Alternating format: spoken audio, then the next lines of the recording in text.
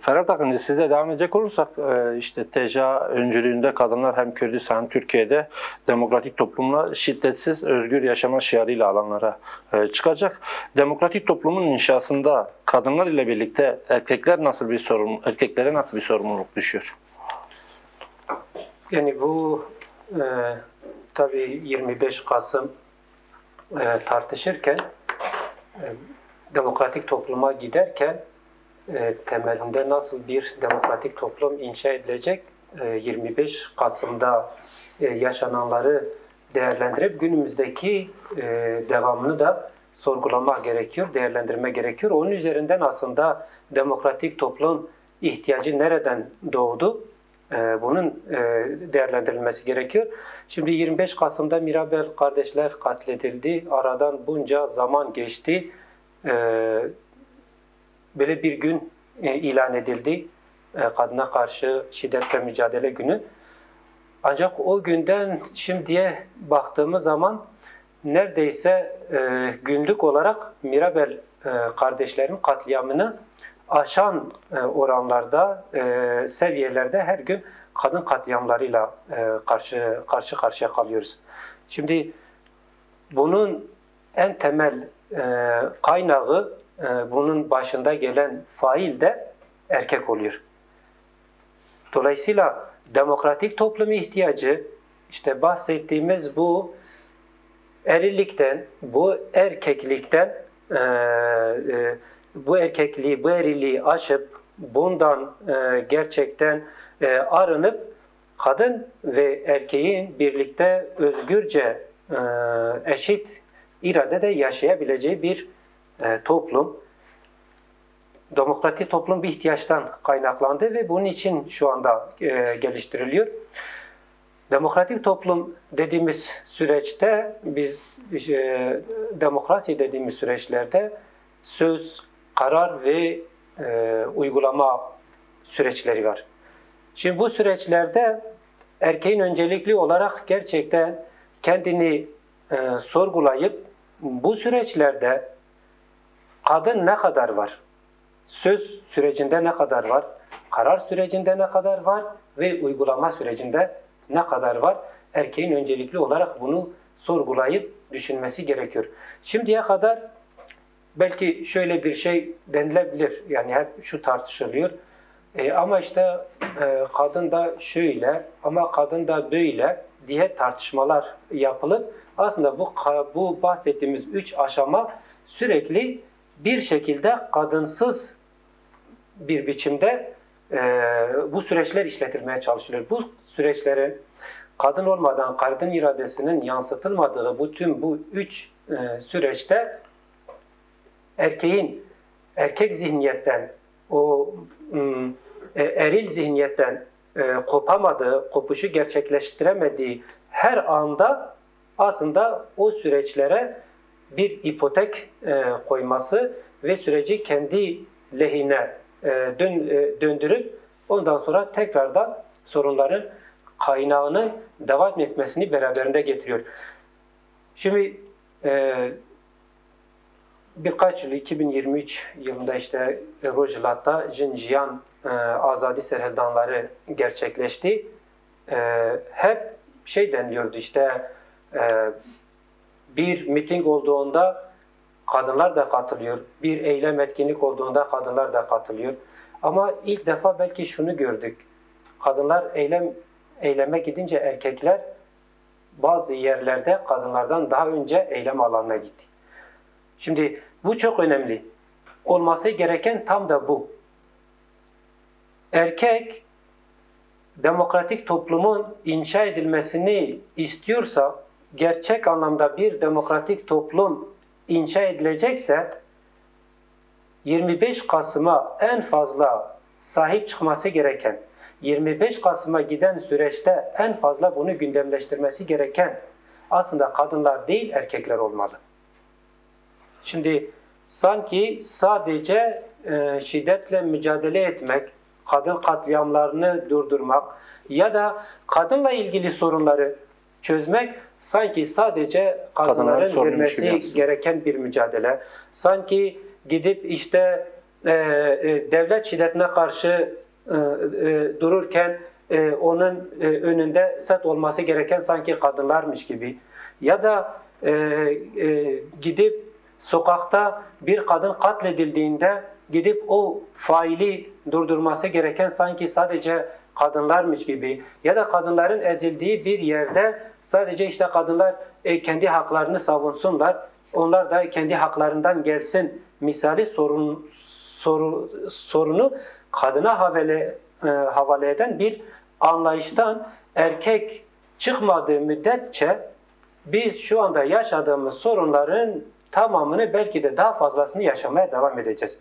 Bu konuda demokratik toplumu inşaya giderken bir defa erkeğin bu sorunu kendi sorunu olarak görmesi ve gerçekten bu sorunu sahiplenmesi gerekiyor. Yani peki bu noktada mesela erkek kendindeki erkekliği öldürmeden, erkek zihniyeti öldürmeden bunu yapması mümkün mü? Mümkün değil. Bir defa erkek bu süreçte her şeyi ben biliyorum demekten vazgeçecek. Yani diyorlar ya, dinleme erdemini, anlama erdemini gerçekten o cesareti gösterebilmesi gerekiyor. Bir defa bir de kendisinin ne olduğunu da cesurca, cesaretli bir biçimde ortaya koyması gerekiyor. Yoksa bu olmadığı takdirde şimdiye kadar var olan haliyle devam ederiz. Yine erkek belli, şundan bir de erkeğin yani üstüne düşen rol dediniz, şundan da vazgeçmesi gerekiyor. Erkeğin ya ben destek oluyorum, bu konuda zaten ben izin de veriyorum, bu konuda ben kadına çok karışmıyorum demekten de vazgeçmesi gerekiyor. Bunlar yeterli değil. Yani destekçi olmak, ben izin veriyorum, yani bunlar biraz daha, zaten bunların kendisi de biraz daha iktidar kodları içeren yaklaşımlar. O kaba, despotik belki anlayışın biraz daha yumuşatılmış hali ve belki gizlenmiş hali daha tehlikeli halleridir de.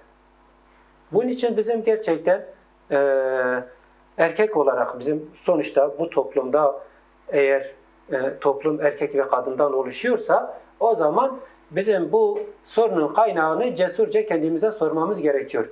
Şimdiye kadar yaşananların kaynağı nedir? Niye buraya kadar böyle geldi? Kadın, yani şu anda bütün yöneticiler erkek, dünya genelindeki yönetimlerin devlet başkanlarından tut memurlara kadar, belki bilmem bir araştırma yapılsa herhalde %80'inden fazlası erkektir. %90'ı erkektir. Bu kadar sorun yaşıyorsa o zaman demek ki bunun sorumlusunun da en başında, en tepedeki noktada sorumlusu da erkektir. Bu noktada buradan başlayıp bir erillikten, o erkek zihniyetten, erk zihniyetinden, iktidar zihniyetinden arınması gerekiyor. Bir kopuşu gerçekleştirmesi gerekiyor ki eşit iradede birbirini kabul eden, eşit temelde bir iradede birlikte bir toplumu inşa etsin. Yoksa aksi takdirde yanlış yaklaşımla hareket edildiği her noktada toplum da yanlış inşa edilmiş olur ve tekrar başa dönmüş oluruz. Onun için hani bir erkek olarak da söyleyeyim. Çoğu sefer kendimizi değerlendirirken, yani bir işi yaparken bu işin merkezine koyan bir şey gelişiyor. Yani az önce de belirttim. Hani ben biliyorum. Çünkü çok rahat bir biçimde dayandığımız noktalar var. Çok rahat bir biçimde sırtımızı dayadığımız normlar, kodlar var. Şimdi bir defa bunlara yaslanmadan biraz da onlardan kendimizi kopartıp bir de düşünmemiz gerekiyor. Biz bu işin neresindeyiz? Bunu sorgulamadan demokratik toplumu layıkıyla inşa edemeyiz. Erkek bunu sorgulamadan demokratik toplumun inşasında esas bir rolü de yerine getiremez, bir sorumluluğu da yerine getiremez. Ferhat Akıncı, baktınız zaten Nesrin Akgül'ün en son kadın özgürlük sorununa değindi. Ben de sana şeyi sormak istiyorum. Erkeklerin özgürlük sorunu var mı? Erkeklerin özgürlük sorunu var. Bir erkek olarak ben düşünüyorum. Benim özgürlük sorunum var. Ve aslında en temel sorun da burada başlıyor.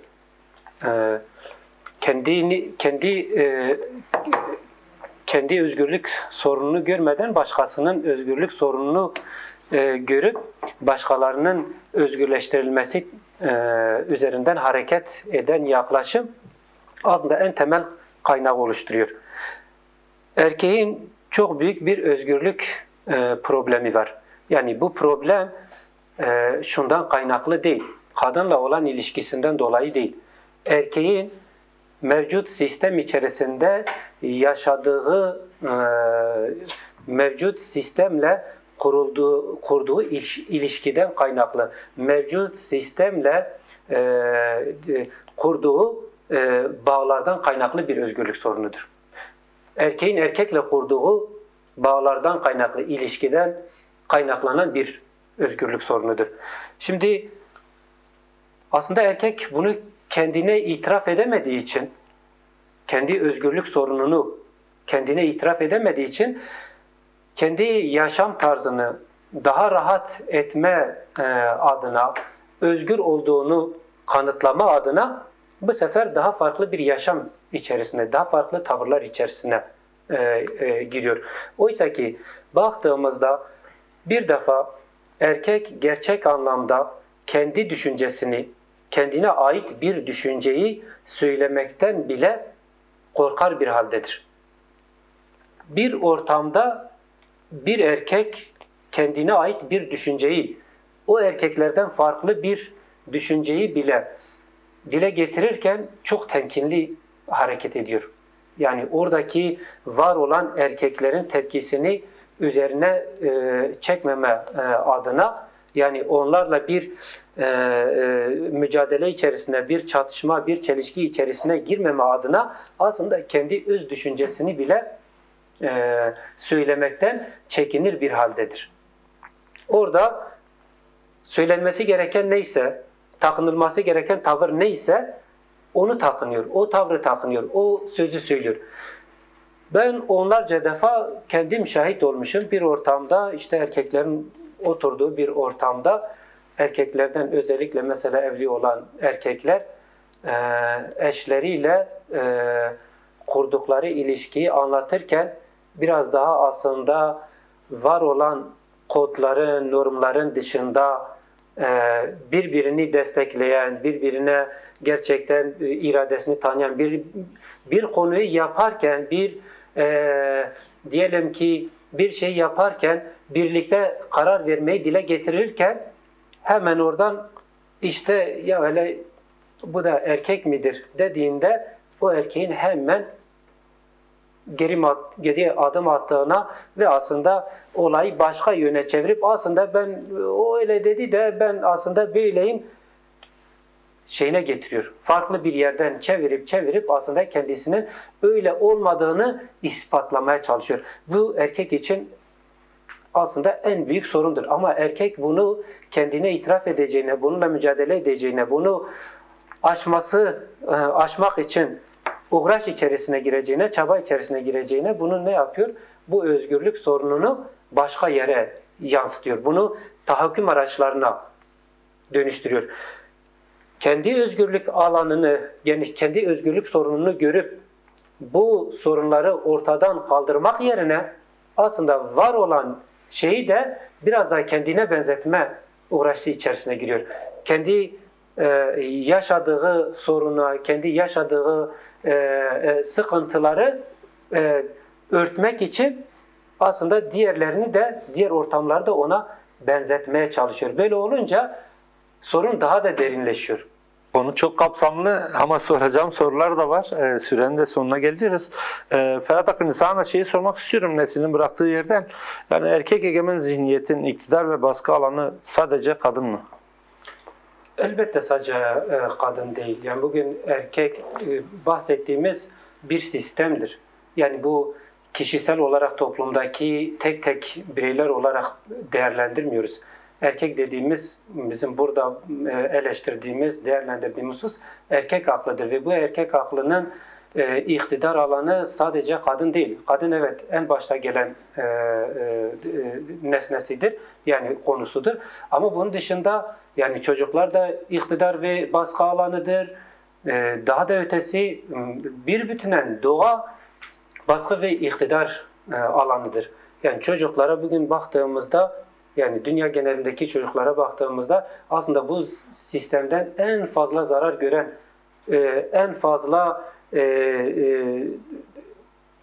özgürlükten mahrum kalan toplumun birimleri olarak bunları belirtebiliriz. Zaten bundan dolayıdır ki bu çocuklar o kadar iktidar ve baskıya maruz kalıyor ki daha küçükken, aile içindeyken belli kodlarla bunlar büyür ve sonrasında bunlar da bu baskı ve iktidarın birer nesnesinden çıkıp öznesi haline geliyorlar. Şimdi doğaya bakalım, dünya genelindeki doğa tahribatlarına bakalım. Bunu yapan kimdir? Bunu yapan erkek aklıdır. Bu erkeklik aklıdır. Dolayısıyla sadece biz bunu bir kadın alanıyla biz sınırlı tutamayız. Bir bütünen insan yaşamını etkileyen, bugün içinde yaşadığımız birinci ve ikinci doğa diye tabir ettiğimiz hem fiziksel doğa, hayvanların, bitkilerin ve insanların birlikte yaşadığı her alanda her alan bu erkeklik aklından, bu erkeğin iktidar ve baskı alanından aslında şeylerini görüyorlar, etkilerini görüyorlar. Bunlar da baskı alanında. Aynı zamanda şimdi biraz daha genişletirsek, bugün devletlerin, iktidarların, etnisiteler, dini inançlar, kültürel varlıklar üzerindeki baskı ve iktidarı da aynı zamanda bu erkeklik aklının bir nesnesi konumuna getirilmiş. Dolayısıyla süre bitiyor diye şimdi de sormak istiyorum. Nesrin konuşmasında değinmişti bu demokrat erkeklerde de benzer sorun olduğunu. Şimdi sosyalist, demokrat ve devrimci olmanın ölçüsü kadın sorununa doğru yaklaşımla mümkün olacağını söylüyor Kürt Halk Önderi Abdullah Öcalan. Siz buna dair kısaca ne söylersiniz? Yani kısaca şunu söyleyeyim. Binlerce yıldır kurulu bir sistem var. Erkek aklı tarafından kurulmuş bir sistem var ve bu sistemden biz sürekli şikayet ediyoruz. Yani sürekli şikayet ediyoruz. Bu iktidar şöyle kötüdür, bu sistem şöyle kötüdür, şöyle kölecildir, şöyle sömürgecidir, şöyle insanlara işkence ediyor. Buna karşı son 200 yılda birçok direniş hareketi de gelişti. Sosyalist hareketler, ulusal kurtuluş hareketleri, komünist hareketler gelişti ve nihayetinde birçok bu sistem karşısında aslında itiraz ettikleri sistem karşısında, mücadele ettikleri sistem karşısında belli bir yere gelince, iktidar olunca bunların da içten içe çürüdüklerini ve bir süre sonra yıkıldıklarını gördük. Bunun en temel nedeni, yani bunların içinde saydıklarım da kendilerine, yani devrimcilikleri konusunda, sosyalistlikleri konusunda, komünistlikleri konusunda kendilerine toz kondurmayan hareketlerdi ve kişiliklerdi. Nihayet geldikleri nokta çöküş oldu. Onun için gerçekten biz sosyalizm, yani bir erkek kendine sosyalistim diyorsa sosyalizm demek toplumcu demektir. O zaman gerçekten kadın bu sorunların merkezinde sadece dıştaki iktidarları değil, kendinde inşa ettiği o iktidarı da görüp kadına doğru bir biçimde, kadınla doğru bir yaşam, özgür bir yaşam kurmadan sosyalist bir toplumu da, bir sosyalist bir kişiliği de edinemeyeceğini bilmesi gerekiyor. Bizim bu kadar yaşananlar da bizim için somut örneklerdir.